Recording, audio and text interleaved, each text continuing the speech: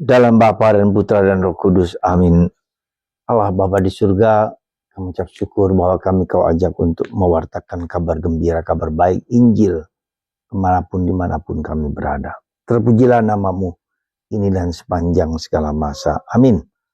Pak Saudara, kalau kita mendengar kata Injil, seringkali Injil kita kaitkan dengan kabar gembira, dengan kitab suci perjanjian baru, terutama kabar Injil Matius, Markus, Lukas, dan Yohanes. Tidak salah, ya, ada benarnya di situ bahwa kabar Injil itu adalah keempat, ya, karangan dari Rasul Yohanes, Matius, Lukas, dan Markus. Yang tertulis itu benar, tapi tidak seluruhnya benar, karena Injil berarti adalah kabar baik. Memang keempat Injil itu adalah kabar baik yang menyatakan bahwa Yesus sang juru selamat, sang penebus dan pembebas Tuhan kita. Tertulis. Tetapi yang tertulis itu mengandung Yesus yang hidup. Yesus yang menyelamatkan, Yesus yang menebus, Yesus yang menyembuhkan segala macam penyakit. Seperti hari ini Yesus mengusir setan dan menyembuhkan orang berbagai macam penyakit. Yesus menjadi kepenuhan dari seluruh rencana Allah kepada manusia. Itulah Injil. Tapi juga lebih luas daripada itu adalah Injil adalah kabar baik.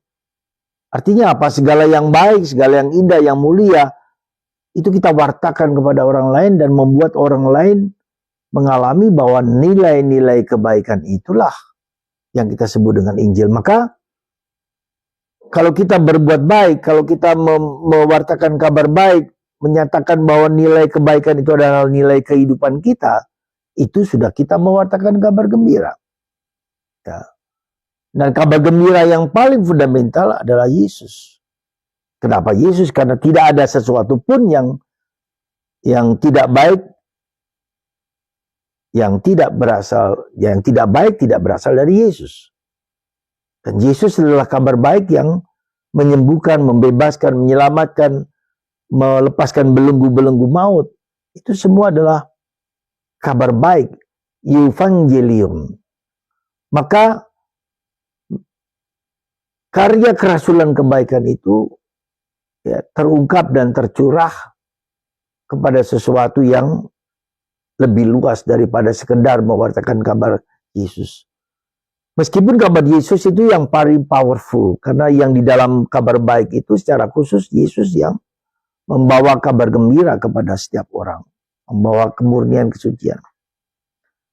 Ya, penting ini diwartakan, dikatakan kepada orang lain, karena ketika kita tidak mampu dan tidak bisa menyatakan Yesus kepada setiap orang karena berbeda agama, maka kita mewartakan kabar baik yang adalah kebaikan itu sendiri, yang mempunyai nilai universal pada setiap orang. Orang bisa menerima. Jadi mari kita, meskipun kita tahu kabar baik Yesus Kristus adalah penuh kuasa di dalamnya, penuh kebaikan di dalam yang bisa menjadi nilai universal bagi setiap orang. Maka mari saudaraku, kita membeda-bedakan itu di mana kita bisa diterima oleh setiap orang ketika kita mewartakan kabar gembira, kabar baik. Ya. Tapi kita juga harus tahu pada akhirnya bahwa kabar baik itu adalah Yesus sendiri. Yesus adalah kabar baik pribadi, Yesus adalah pribadi yang baik bagi setiap orang. Meskipun mungkin mereka menolak, tapi pada intinya Yesus yang ditolak itu merupakan pemenuhan dari hati, kerinduan hati setiap manusia.